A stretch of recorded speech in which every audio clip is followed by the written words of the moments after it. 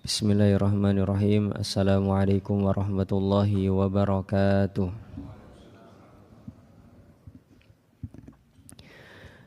Innal hamdalillahi nahmaduhu wa nasta'inuhu wa nastaghfiruh wa na'udzu billahi min syururi anfusina wa min sayyiati a'malina. May yahdihillahu fala mudhillalah wa may yudlil fala hadiyalah. Asyhadu an la ilaha illallah wahdahu la syarikalah wa asyhadu anna Muhammadan abduhu wa rasuluh la nabiyya wa la rasula ba'dah. Allahumma salli ala Muhammad wa ala alihi wa ashabihi wa man tabi'ahum bi ihsanin ila yaumil qiyamati, amma ba'd. Bapak Ibu hadirin rahimani wa rahimakumullah yang semoga selalu dirahmati Allah Subhanahu wa taala.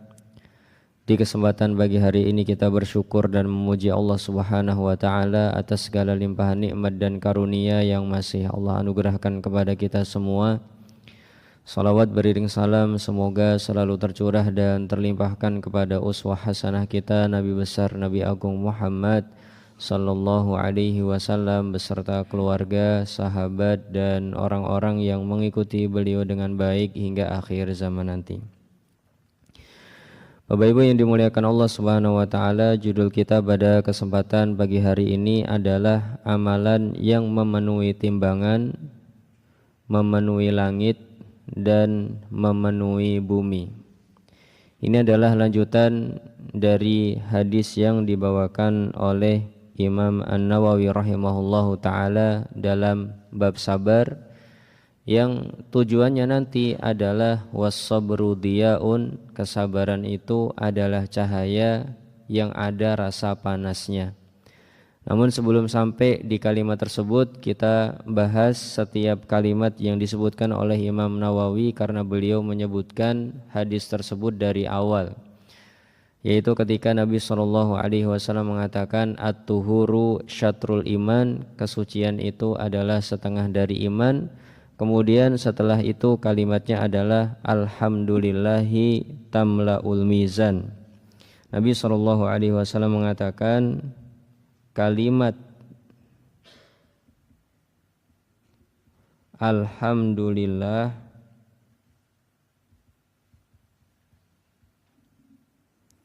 akan memenuhi timbangan.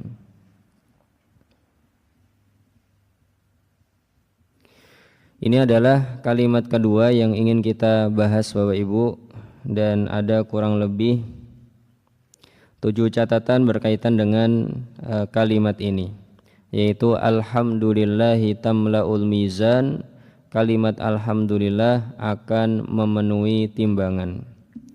Faedah pertama atau catatan pertama dari kalimat ini adalah Nabi SAW ingin menjelaskan kepada kita tentang betapa besarnya pahala orang yang bertahmid memujinya.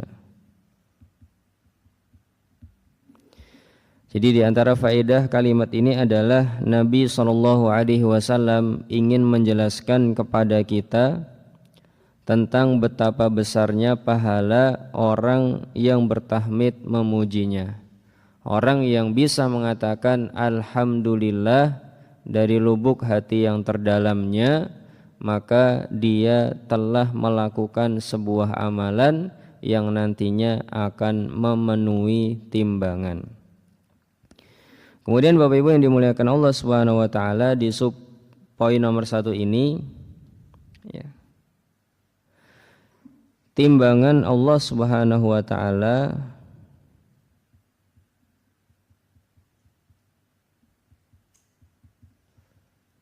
adalah timbangan yang real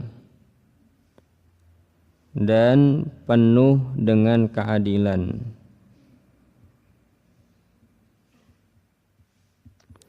Timbangan Allah Subhanahu wa taala di hari kiamat nanti adalah timbangan yang benar-benar real, bukan hanya sekedar kiasan, tapi ada wujudnya dan nanti akan ada yang ditimbang. Dan berkaitan dengan ini kita punya 3 ayat.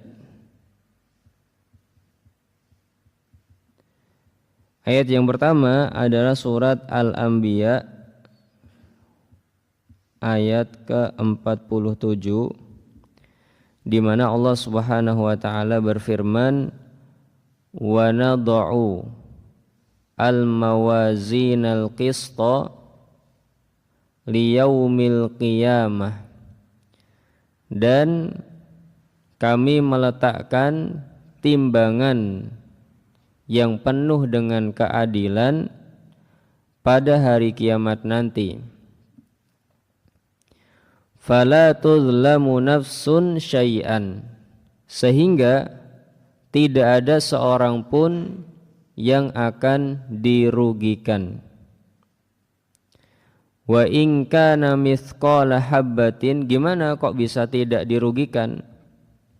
Ternyata kata Allah, meskipun ada suatu amal baik atau amal buruk, mithqala habbatin, dari partikel terkecil yang ada di dunia ini, min khardalin ataina biha, kami akan membawa ketimbangan tersebut. Ada amalan sekecil apapun, baik amal baik ataupun amal buruk, akan kami timbang dan akan kami beri balasan. Kami datangkan kemudian kami balas. Wa kafa bina hasibin, dan cukuplah kami menjadi yang terbaik dalam menghisab dan menghitung-hitung amal baik dan amal buruk seseorang.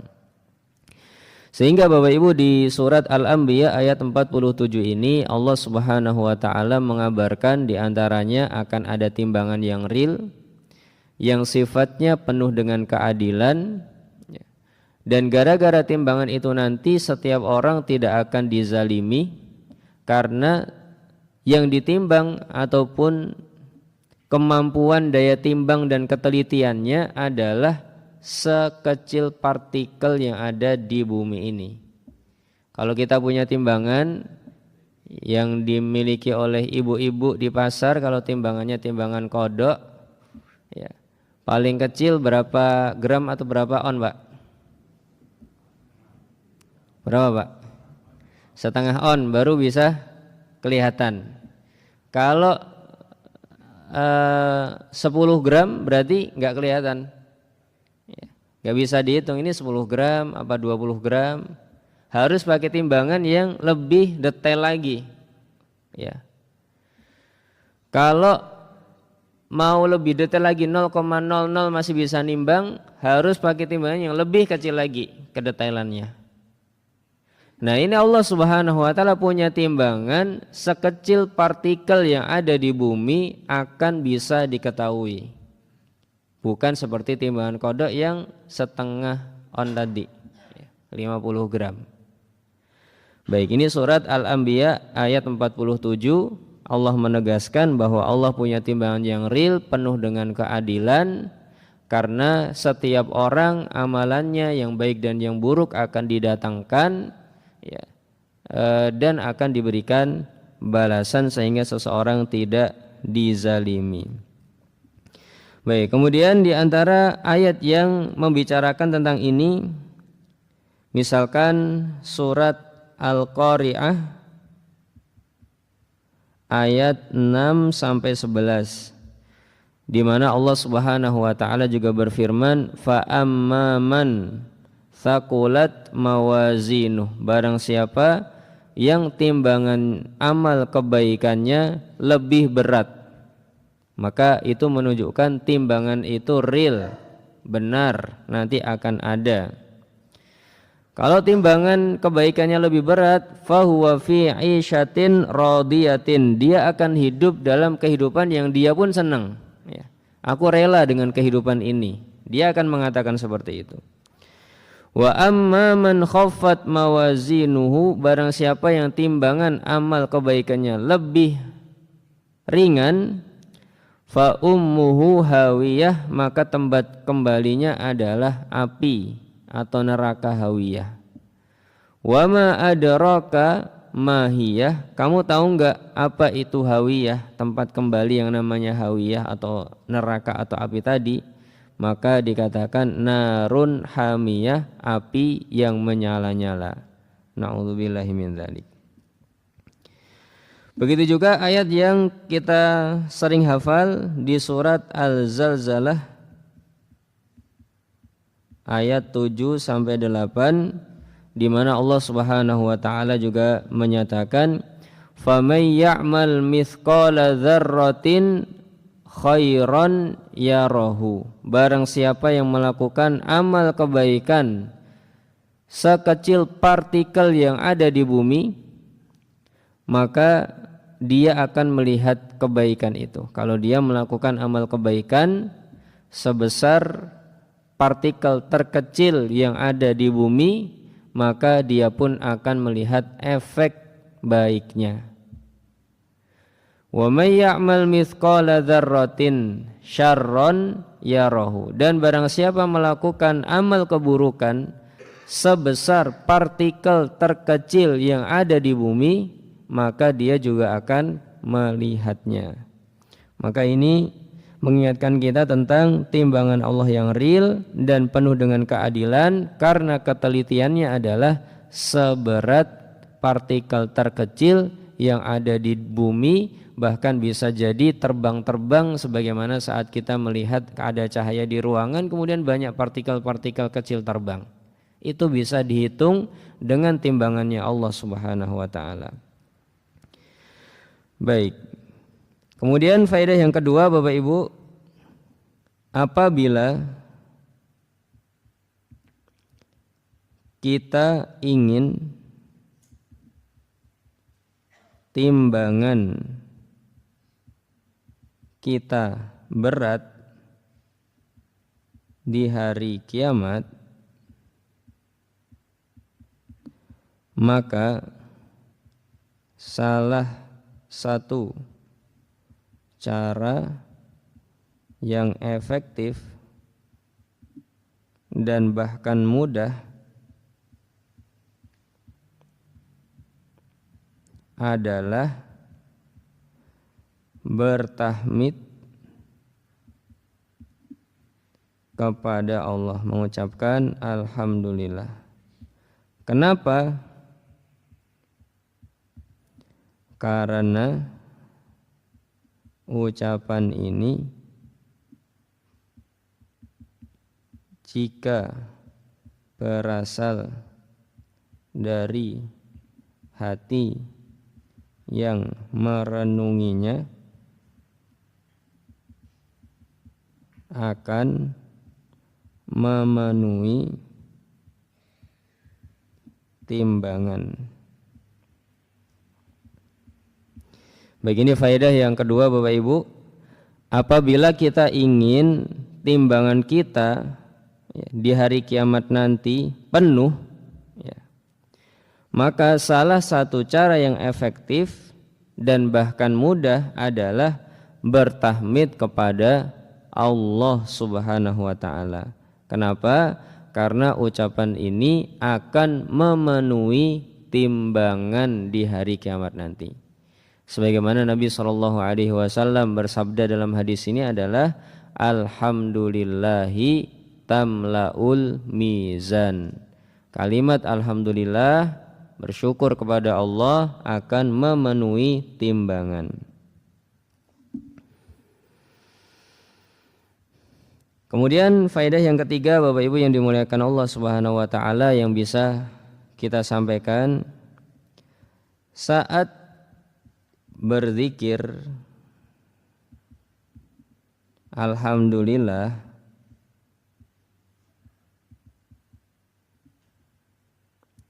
sangat menentukan di hari kiamat.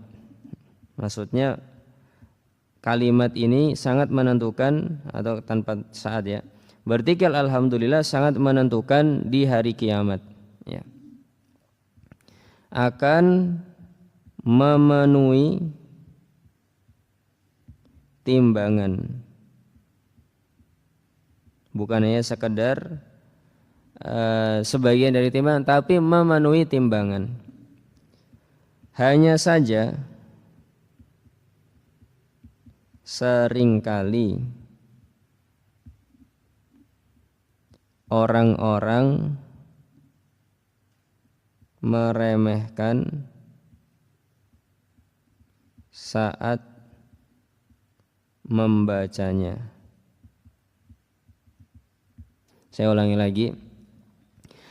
Berzikir alhamdulillah sangat menentukan di hari kiamat. Bahkan akan memenuhi timbangan. Hanya saja paradoksnya, hanya saja seringkali orang-orang meremehkan dalam membacanya. Gimana itu meremehkan dalam membacanya? Ya. Kita sering mendengar seseorang ketika berzikir alhamdulillah setelah sholat, kalimatnya bukan alhamdulillah, tapi kalimatnya gimana Pak biasanya Pak? Alhamdulillah, alhamdulillah, alhamdulillah, alhamdulillah, alhamdulillah, alhamdulillah, gitu ya. Alhamdulillah, alhamdulillah, alhamdulillah, alhamdulillah, alhamdulillah, alhamdulillah, alhamdulillah, alhamdulillah. Itu bukan alhamdulillah, tapi alhamdulillah, alhamdulillah, alhamdulillah. Bisa jadi kalimatnya kalau ditulis jadi kayak gini. Alhamdulillah, alhamdulillah, alhamdulillah, alhamdulillah, alhamdulillah, gitu ya. Saking cepatnya. Kenapa kok bisa terlalu cepat seperti ini? Karena di dalam dirinya belum mengagungkan kalimat ini, atau setidaknya belum paham kalau kalimat ini penuh dengan keutamaan, sehingga ketika mengucapkannya pengen cepat-cepat, yang penting aku selesai ya, bukan karena aku pengen nanti timbanganku penuh. Jadi seandainya saja Bapak Ibu, alhamdulillah ini setiap kalimat alhamdulillah muncul uang 50.000 di hadapan kita, maka kita mengucapkannya pelan-pelan Pak ya. Jadi kalau cepat-cepat nggak muncul, kalau benar bisa muncul misalkan. Jadi kalau benar ucapan alhamdulillahnya muncul 50.000 celing gitu langsung, maka ada kemungkinan besar kita nggak akan pengen cepat-cepat selesai, tapi pengen yang benar dan menghasilkan. Alhamdulillah, celing muncul, alhamdulillah muncul. Tapi alhamdulillah, alhamdulillah, alhamdulillah, cepat selesai tapi nggak muncul. Maka kita akan milih yang pelan-pelan tapi muncul uangnya 50.000 itu di hadapan kita langsung Pak. Itu baru 50.000. Padahal ini kata Allah Subhanahu wa taala, kalimat ini akan memenuhi timbangan, bukannya sekadar memunculkan uang 50.000. Baik, ini yang terjadi. Pahalanya besar, namun seringkali masih banyak yang meremehkannya. Ya. Baik. Jadi ini adalah amalan yang akan memenuhi timbangan di saat ya, dosa-dosa kita nanti juga akan ditimbang oleh Allah Subhanahu wa taala ya. Nanti akan ada timbangannya ya.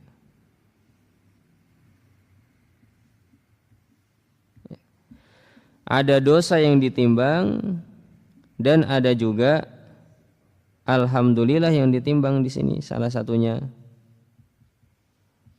kalau kita merasa dosa kita banyak, maka di antara salah satu caranya ketika mengucapkan alhamdulillah dihayati, dimengerti dan dirasakan. Baik. Ya. Dan Bapak Ibu yang dimuliakan Allah Subhanahu wa taala, terkadang kita meremehkan kalimat ini bahkan saat kita sholat, tidak sadar kalau sudah mengucapkan alhamdulillah dalam sholat. kita tidak ingat ketika mengucapkan hal tersebut. Kemudian faedah yang keempat, Bapak Ibu yang dimuliakan Allah Subhanahu wa taala, untuk mendapatkan keutamaan ini, untuk mendapatkan keutamaan ini, kita harus mendalami, menghayati atau menyelami maknanya dan menghadirkan hati.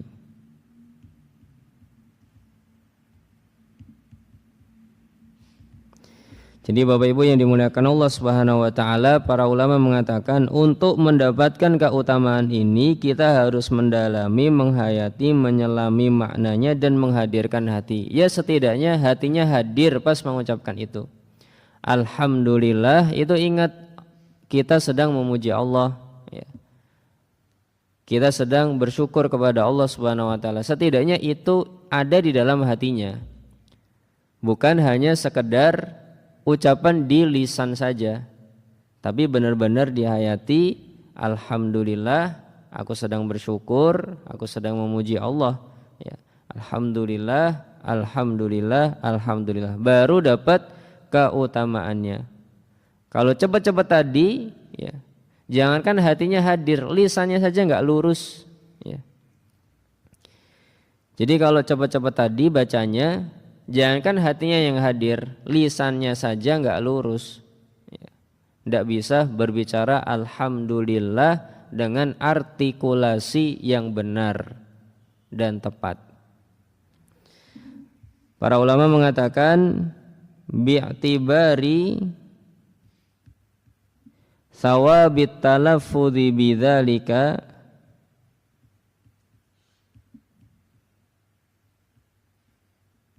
at-talaffudzi bidzalika ma'a istihdari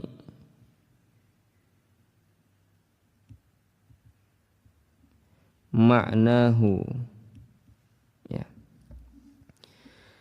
Jadi dapat keutamaan memenuhi timbangan itu saat, ya, dia mengucapkannya disertai dengan kehadiran hati. Kalau hatinya hadir, maka muncul pahalanya. Kalau hatinya tidak hadir, maka tidak muncul pahala yang besar ini. Makanya para ulama terkadang mengatakan dunia digapai dengan langkah kaki. Kita punya ide banyak sekali, tapi tidak pernah mau melangkahkan kaki, nggak menghasilkan nanti, ya. Atau nggak memerintahkan orang agar melangkahkan kaki, nggak berhasil nanti. Meskipun punya ide banyak dan cemerlang misalkan. Di dalam kehidupan akhirat, para ulama mengatakan akhirat itu bisa digapai dengan langkah hati. Hatinya harus melangkah, hatinya harus sadar, hatinya harus aktif. Sebagaimana di dunia kaki harus aktif, ya, untuk menghasilkan sesuatu di dunia. Untuk menghasilkan sesuatu di akhirat, hati harus aktif. Jadi keutamaan ini hanya didapatkan bagi orang-orang yang menghadirkan hati saat mengucapkannya, bukan yang sekedar mengucapkan saja. Baik, makanya tadi kita katakan di faedah yang kelima ini, ya, orang yang baca alhamdulillah buru-buru, maka lisannya saja tidak bisa lurus, apalagi kehadiran hatinya. Maka ini harus menjadi renungan kita, ya. Mengucapkan alhamdulillah dengan buru-buru, lisan aja nggak lurus, apalagi hatinya mau lurus dan hadir. Kemungkinan besar tidak hadir, ya. hanya otomatisasi yang ada di dalam lisan kita. Baik. Kemudian yang keenam yang kita ingin sebutkan adalah orang yang masih tergesa-gesa saat mengucapkan alhamdulillah, jangan berharap banyak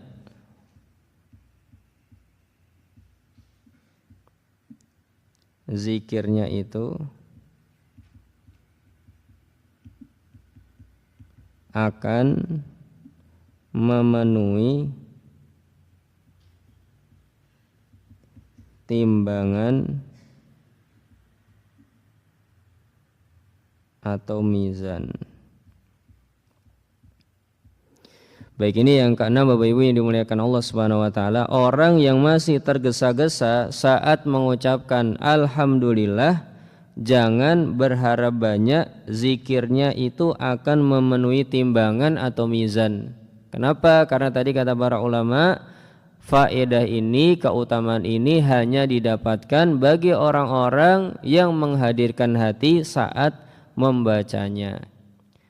Kalau membacanya terburu-buru, lisannya saja nggak bisa lurus, apalagi hatinya. Maka jangan berharap banyak zikirnya tersebut bisa memenuhi timbangan atau mizan pada hari kiamat nanti. Baik. Kemudian yang ketujuh Bapak Ibu yang dimuliakan Allah Subhanahu wa taala, arti alhamdulillah. Arti alhamdulillah adalah memuji Allah Ta'ala dengan penuh rasa cinta. Jadi kalau ditanya makna alhamdulillah itu apa? Maknanya adalah memuji Allah Subhanahu wa taala dengan penuh rasa cinta. Artinya saat kita mengucapkan itu ada rasa cinta kita kepada Allah Subhanahu wa taala. Nah, ini juga harus dihadirkan. Aku cinta kepada Allah, aku ucapkan alhamdulillah. Sekali lagi, ini untuk menguatkan hati kita, bukan hanya sekedar ucapan di lisan yang tergesa-gesa tapi tidak punya makna. Jadi alhamdulillah sekali lagi adalah memuji Allah Subhanahu wa taala dengan penuh rasa cinta, bukan hanya sekadar pujian di lisan saja. Baik, ini makna dari alhamdulillah, memuji Allah Subhanahu wa taala dengan penuh rasa cinta. Kemudian apa yang atau apa objeknya? Yang kita puji dari Allah Subhanahu wa taala itu apa? Apa yang kita puji dari Allah Subhanahu wa taala? Maka jawabannya satu, syariatnya. Syariat apapun yang ditetapkan oleh Allah Subhanahu wa taala adalah syariat yang sempurna. Maka kita memuji Allah Subhanahu wa taala atas syariat yang diberikan. Meskipun terkadang apa yang ada di dalam syariat tersebut harus berlawanan dengan nafsu dan keinginan kita.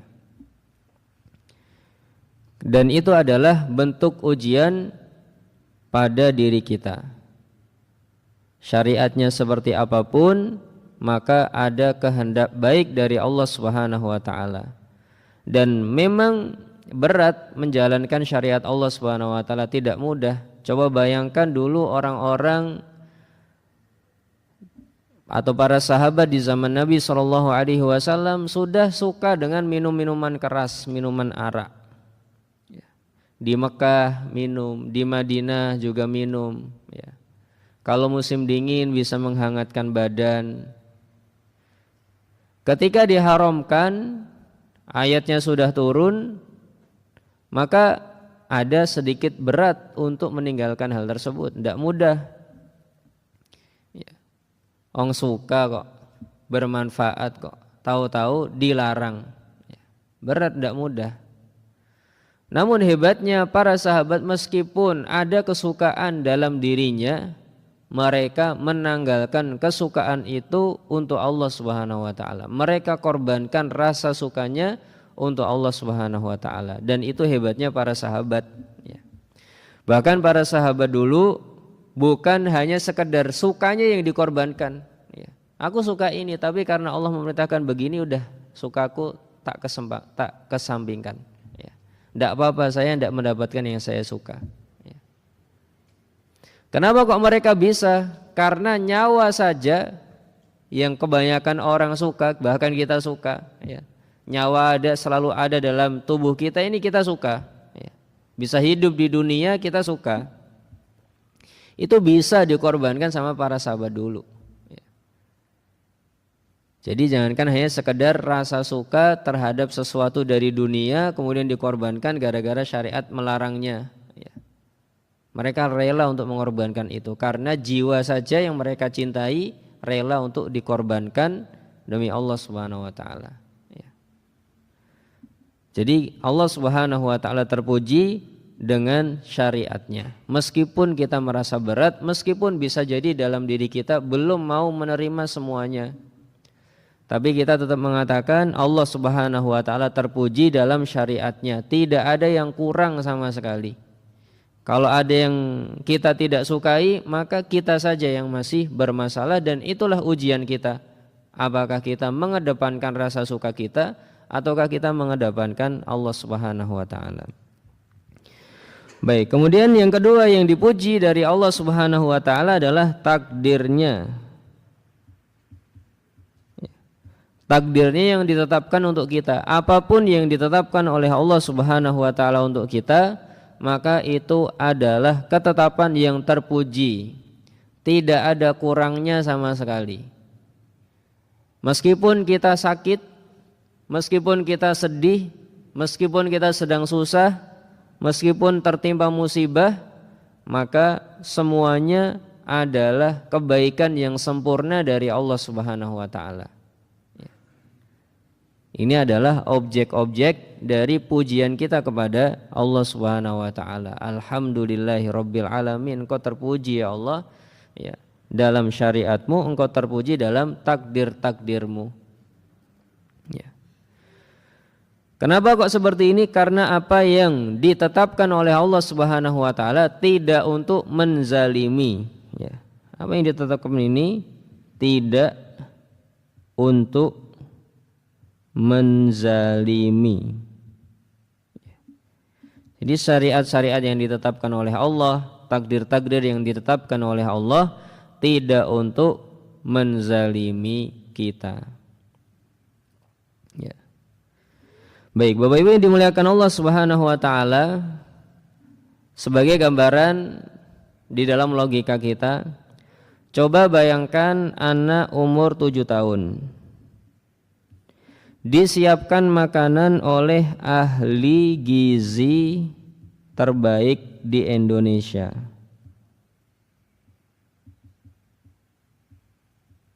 Sehingga makanan itu bergizi dan sehat. Bergizi dan sehat. Kira-kira Bapak Ibu yang dimuliakan Allah Subhanahu wa taala, apabila ada dua pilihan, satu makanan yang disiapkan oleh ahli gizi terbaik di Indonesia bergizi dan sehat, plus makanan ciki misalkan, kira-kira anak 7 tahun ini milih yang mana Pak? Maka dia akan milih ciki-cikian yang enak itu Pak. Di lidahnya enak, tapi di tubuhnya nggak bagus. Bahkan terkadang ada ciki-cikian hendaknya tidak dikonsumsi oleh anak-anak di bawah 5 tahun. Kadang ada tulisan seperti itu. Tapi bagi mereka ciki-cikian tetap enak. Ya. Padahal ahli gizi terbaik di Indonesia menyiapkan makanan yang bergizi dan sehat. Ini sekedar contoh, yang baik itu seringkali tidak disukai oleh jiwa kita. Gara-gara jiwa kita aja yang bermasalah. Ya. Makanan yang sehat seringkali tidak disukai lidah kita. Tapi itu baik bagi tubuh kita. Lidahnya memang gak suka. Itu sekedar contoh untuk menyatakan bahwasanya apa yang disyariatkan oleh Allah, apa yang ditakdirkan oleh Allah itu baik dan tidak untuk menzalimi kita. Kita saja yang bermasalah harus mengalahkan jiwa atau hawa nafsu, dan itu memang tantangan yang diberikan oleh Allah Subhanahu wa taala untuk menguji kita. Apakah kita akan mengalahkan keinginan kita ataukah memperturutkan hawa nafsu kita? Itu ujian untuk kita. Baik. Kemudian Bapak Ibu yang dimuliakan Allah Subhanahu wa taala,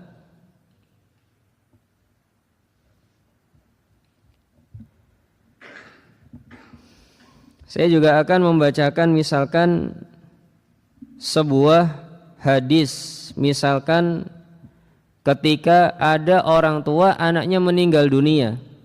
Ya.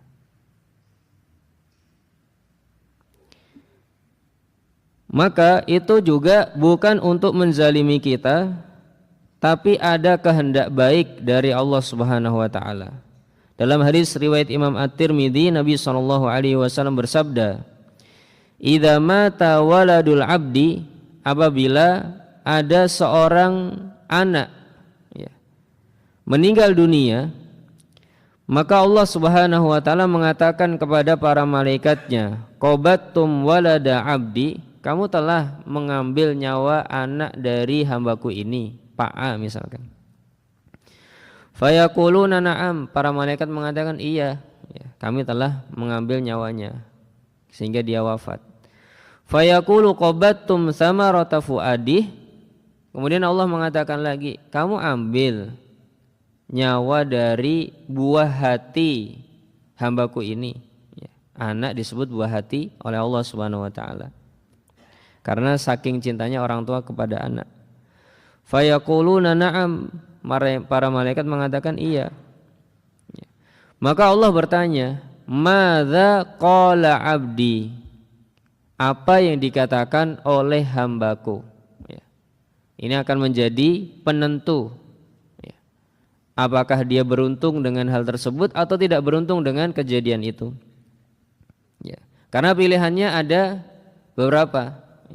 Satu, protes dan tidak terima, dan itu tidak akan mengembalikan anaknya hidup lagi, dan dia pun tidak akan mendapatkan pahala di akhirat.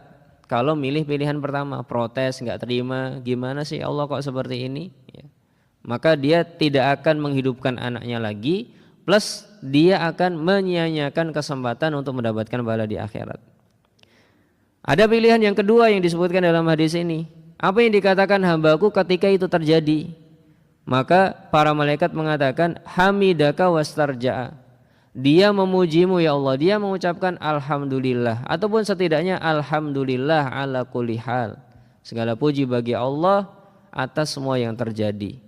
Dan dia mengucapkan semuanya adalah milik Allah, akan kembali kepada Allah. Itu yang dia ucapkan ya Allah. Dia menguatkan konsep kepemilikan adalah milikmu, dan dia menguatkan konsep bahwasanya engkau terpuji dalam semua tindakanmu. Apa yang dikatakan oleh Allah Subhanahu wa taala apabila seseorang memilih ini, kata Allah Subhanahu wa taala, ubnu li abdi baitan fil jannati, bangunkan untuk hamba-hambaku rumah di surga. Wasammuhu baital hamdi, dan beri nama istana tersebut, bukan rumah biasa ya Bapak Ibu, tapi istana. Beri nama istana tersebut dengan istana pujian. Baitul hamdi, istana al-hamd, istana pujian namanya. Nanti akan ada di surga namanya istana pujian. Bagi Bapak Ibu yang kena musibah seperti ini kok bisa mengucapkan alhamdulillah, bukan protes kepada Allah Subhanahu wa taala. Ini sebuah contoh. Baik, kemudian Bapak Ibu yang dimuliakan Allah Subhanahu wa taala, kemudian yang selanjutnya kata Nabi sallallahu alaihi wasallam, wa subhanallahi walhamdulillahi tamla'ani au tamla'u ma bainas sama'i wal ardi. Kemudian ucapan subhanallah dan alhamdulillah itu memenuhi langit dan bumi. Saya masih punya waktu sekitar 12 menit. Baik. Baik Bapak Ibu yang dimuliakan Allah Subhanahu wa taala, faedahnya ini adalah paket komplit.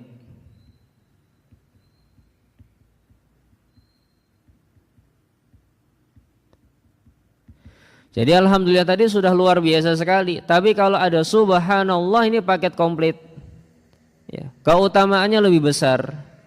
Kenapa? Karena alhamdulillah tadi pujian kepada Allah dengan rasa cinta, sedangkan sekarang ada subhanallah itu adalah mensucikan Allah Subhanahu wa taala dari sifat-sifat buruk dan ketidaksempurnaan. Alhamdulillah, pujian dengan rasa cinta, sedangkan subhanallah adalah mensucikan Allah dari satu sifat buruk, atau yang kedua ketidaksempurnaan.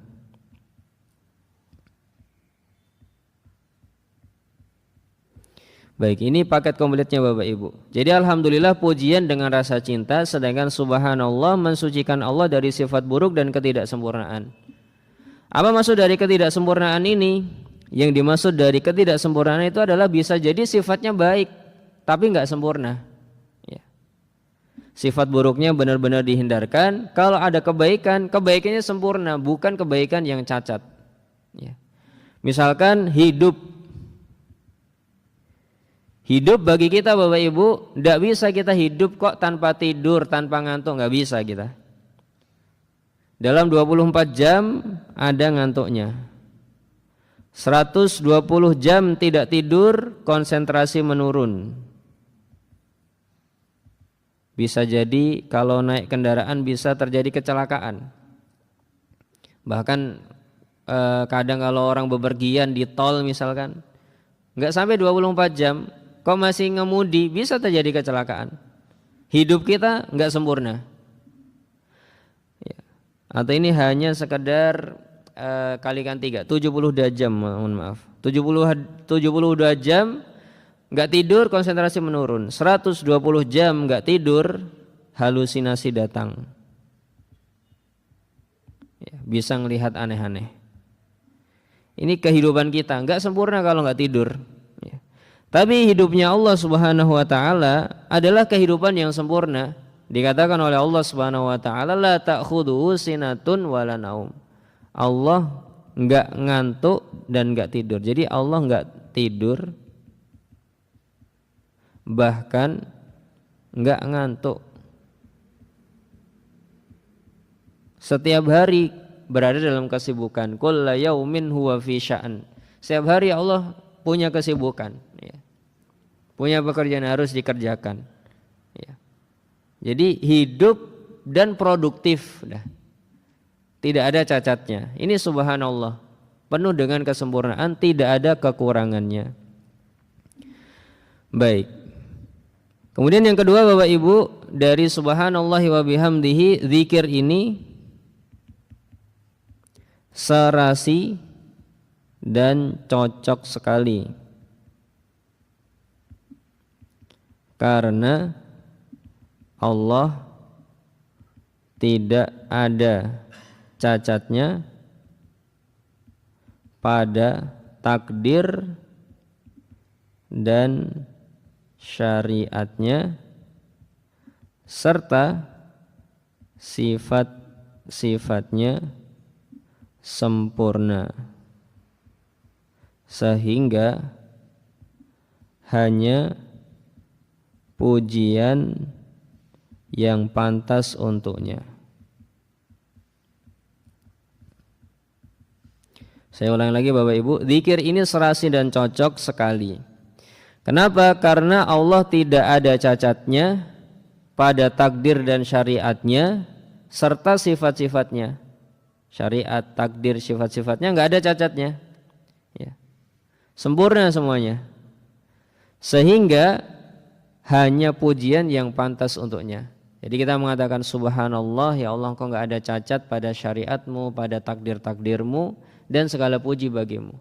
Ya, Maha suci Engkau ya Allah, tidak ada cacat pada takdir dan syariatmu serta sifat-sifatmu, ya, dan hanya pujian yang pantas untukmu.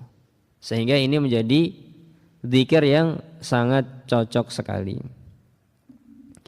Kemudian Bapak Ibu yang dimuliakan Allah Subhanahu wa taala, jika kita tidak kuat untuk baca Quran lama-lama atau tidak kuat sholat lama-lama, tidak kuat nyumbang dengan harta banyak,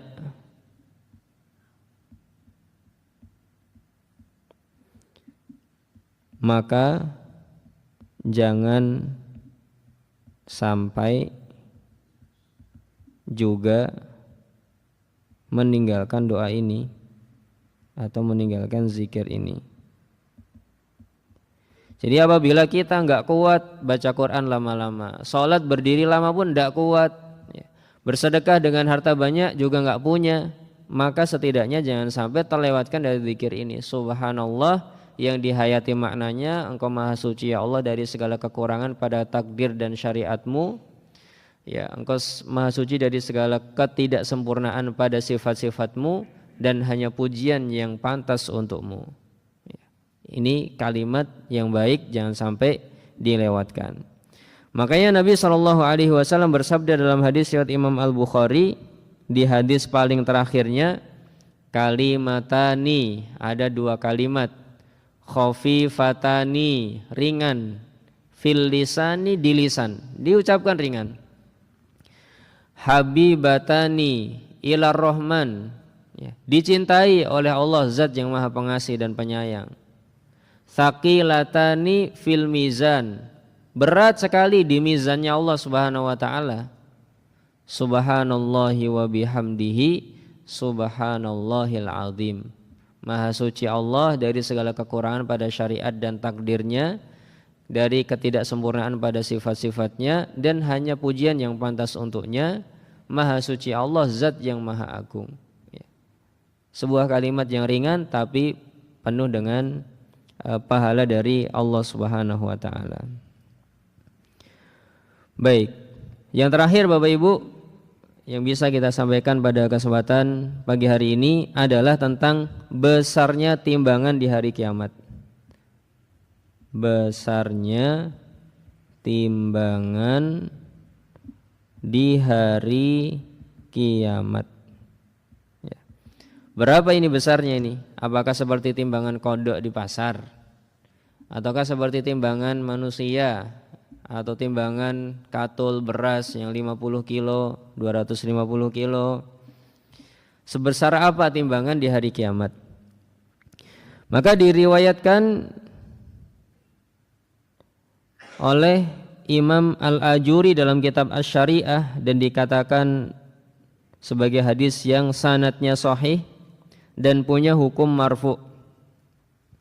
Salman Al-Farisi radhiyallahu anhu mengatakan, yudha'ul mizanu yaumal qiyamah, di hari kiamat nanti akan diletakkan timbangan.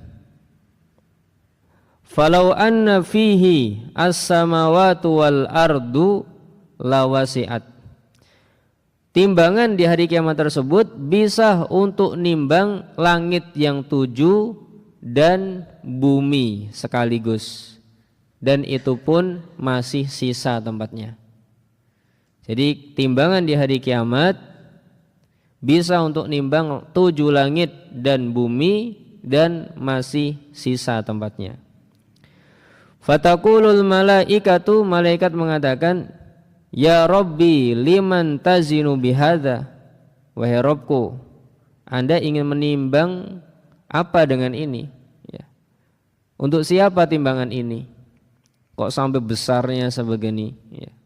Langit dan bumi bisa untuk ditimbang. Fayaqulu, maka Allah Subhanahu wa taala mengatakan, liman syi'tu min khalqi. Timbangan ini kugunakan untuk menimbang sebagian dari ciptaanku, manusia dan jin tentunya. Karena itu yang punya amanah dari Allah Subhanahu wa taala, punya ujian dari Allah Subhanahu wa taala untuk melaksanakan syariat. Jadi kalau kita baca surat Al-Ahzab ayat-ayat terakhir itu, inna aradnal amanata 'alas samawati wal ardi wal jibali fa abaina ayyahmilnaha wa ashfaqna minha wa hamalahal insan. Sesungguhnya kami menawarkan amanah ini kepada langit-langit, kepada bumi, kepada gunung. Mereka enggak mampu dan enggak mau untuk melakukannya. Dan dimampui ataupun disanggupi oleh manusia atau al-insan, jin dan manusia. Apa maksud dari amanah yang ditawarkan oleh Allah ini? Amanahnya maksudnya adalah kalau kamu taat sesuai perintahku, aku balas dengan kebaikan. Kalau kamu enggak taat melakukan keburukan, aku balas dengan keburukan. Itu maksud dari amanah yang ditawarkan di surat Al-Ahzab tersebut. Ya. Maka liman syi'tu min khalqi maksudnya al-insan, manusia dan jin. Fayaqulun, maka para malaikat mengatakan, subhanaka ma'abadna ka haqqa ibadatik. Ya, komentarnya para malaikat melihat mizan yang begitu besar begitu dan digunakan untuk menimbang sebagian dari hamba Allah. Malaikat berkomentar, maha suci Engkau ya Allah, kami belum beribadah kepadamu dengan sebenar-benarnya ibadah. Ya. Padahal malaikat itu kalau beribadah Bapak Ibu gak pernah lelah, ya. Tapi sampai mengatakan kalimat tersebut. Dalam sebagian Al-Quran surat Al-Anbiya ayat 20, Allah mengatakan yusabbihuna al-laila wan nahara la yafturun. Para malaikat tadi yang mengatakan aku belum beribadah kepadamu dengan sebenar-benarnya ibadah, itu kalau bertasbih kepada Allah Subhanahu wa taala siang dan malam 24 jam, enggak pernah lelah, enggak pernah punya rasa atau semangatnya turun, enggak pernah. Kita kalau baca subhanallah semangat di awal mungkin bisa. Tapi coba setelah 10 menit suaranya sudah mulai turun, ya. Kemudian lafaznya sudah mulai melemah, enggak secepat di awal. Kenapa? Itu namanya futur, ya. Ada kelelahan di situ. Tapi para malaikat yusabbihuna al-laila wan nahar la yafturun, bertasbih kepada Allah siang dan malam enggak pernah lelah. Tapi masih mengatakan maha suci Engkau ya Allah, ma'abadna haqqa ibadatik, kami belum beribadah kepadamu dengan sebenar-benarnya ibadah. Maka Bapak Ibu yang dimuliakan Allah Subhanahu wa taala, semoga saja kita bisa mengamalkan zikir yang mudah ini, alhamdulillah ataupun subhanallahi wa bihamdihi, dengan penghayatan hati, dengan menghadirkan hati kita dengan perenungan maknanya, sehingga kita bisa mendapatkan keutamaannya, bisa memenuhi timbangan Allah yang sangat luas sekali itu, dan bisa memenuhi langit-langit dan bumi. Wallahu ta'ala alam bisawab. Ini yang bisa kita bahas pada kesempatan pagi hari ini. Semoga menjadi ilmu bermanfaat.